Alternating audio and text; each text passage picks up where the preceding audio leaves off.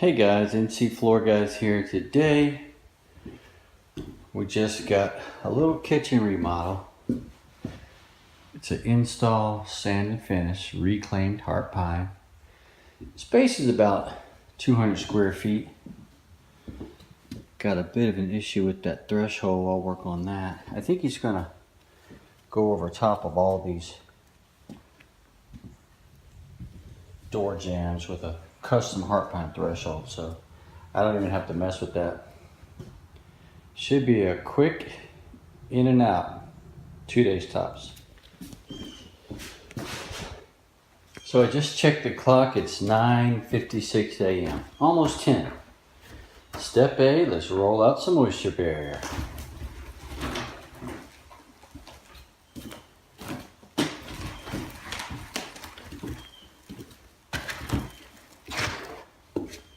Get this floor covered in some moisture barrier, then rack out some wood and start installing. See how long it takes. Don't forget to cut your paper out around your vents. Otherwise, you might forget they're there and cover them up with hardwoods. Once we have the entire floor covered with moisture barrier, we can go ahead and start racking out our flooring. That is, laying it out in the place where it's going to be installed. I always work from the left to the right hand side because I'm right-handed. On my starting wall, I had this large vent and the flange is not very wide. It's an older vent, so it doesn't stick out very much. So I cut this to fit. But whenever you do this, you want to go ahead and put your vent cover on pretty much exactly where it's going to go and make sure that it covers all the way around. Otherwise, you'll have to come back later and tear it out and redo it. This one fits perfect, so we're good to go.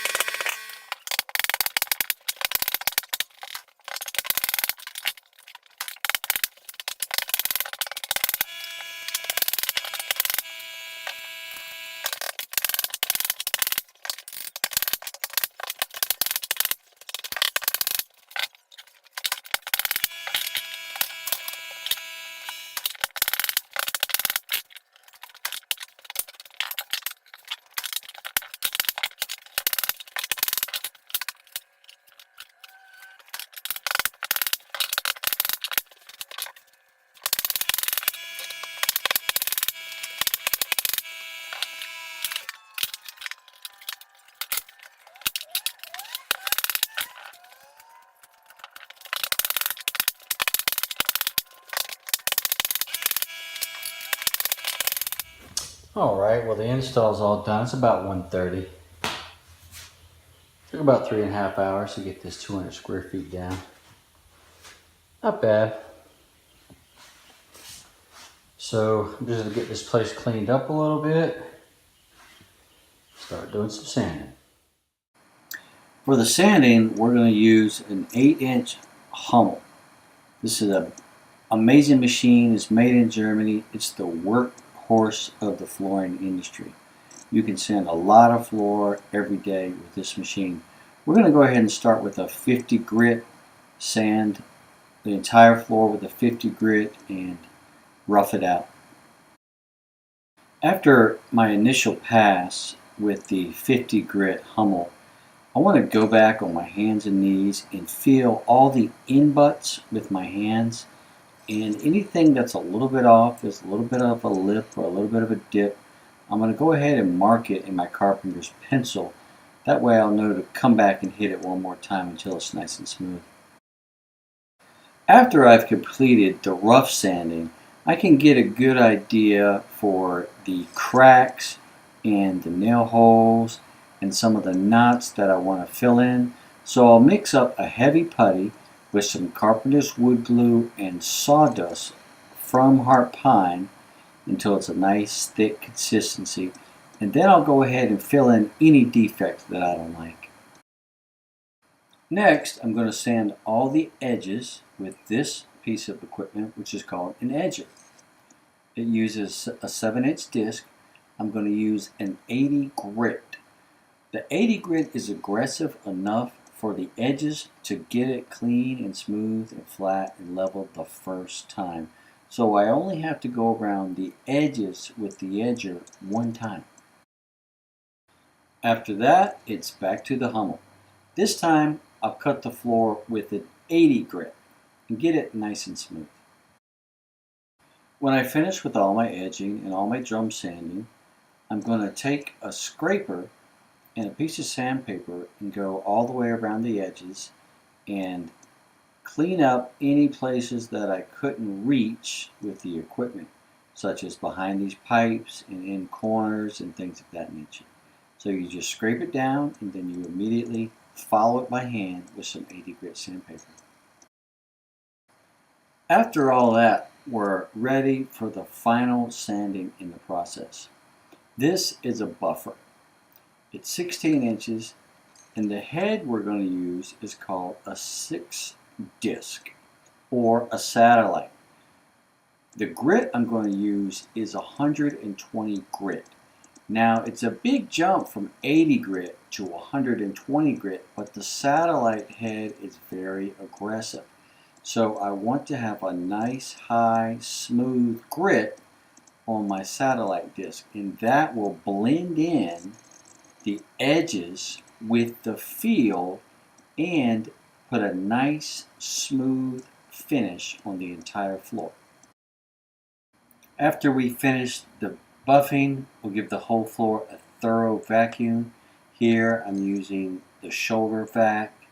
It's very powerful, and using this wand makes it easy and gets the floor extremely dust-free. After I complete a thorough vacuum, I went ahead and put down the first 2 coats of urethane. I didn't get a video of that, but I've got some of that coming up in a minute. Alright, this is it. We've got 2 coats down on our Heartpine floor. This is a satin water-based finish. We got 1 more coat to put down. So what I'm going to do is I'm going to buff this floor by hand with 150 grit screen. And you can see this is actually the screen. You can see right through it.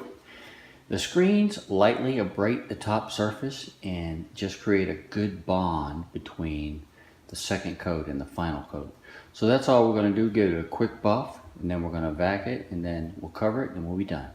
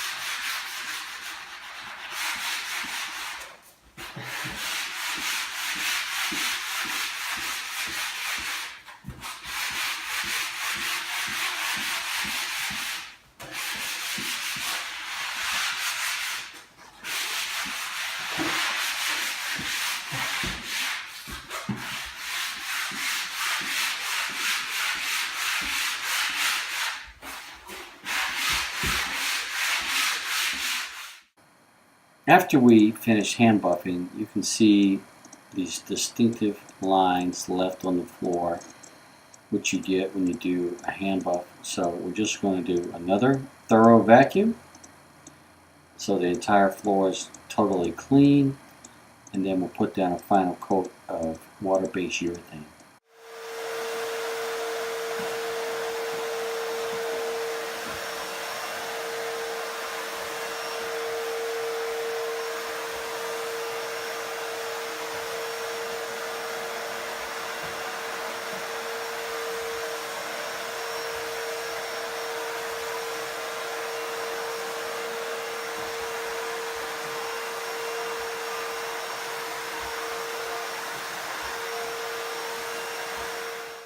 Now that our floor is spotlessly dust-free, we can begin to put down our top coat of water-based urethane.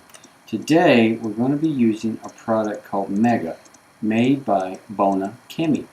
We're also going to be applying this urethane today with a 10-inch cut-in pad. Now I like the cut-in pad because it's easy to use. You can get along the edges and the corners without bending down and using your hand brush.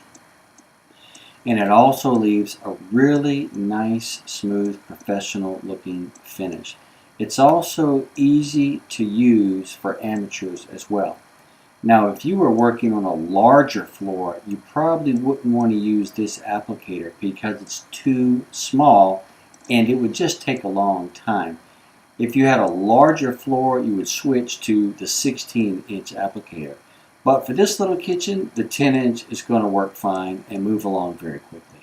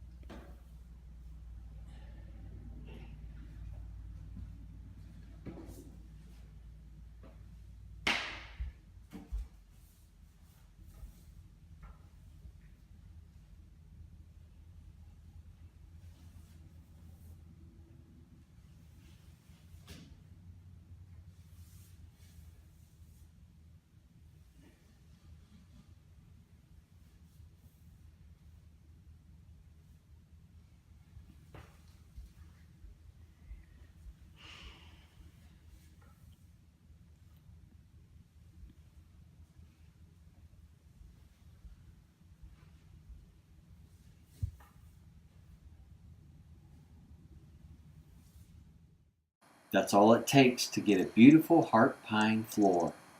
And it only took about 2 days. Thanks for watching.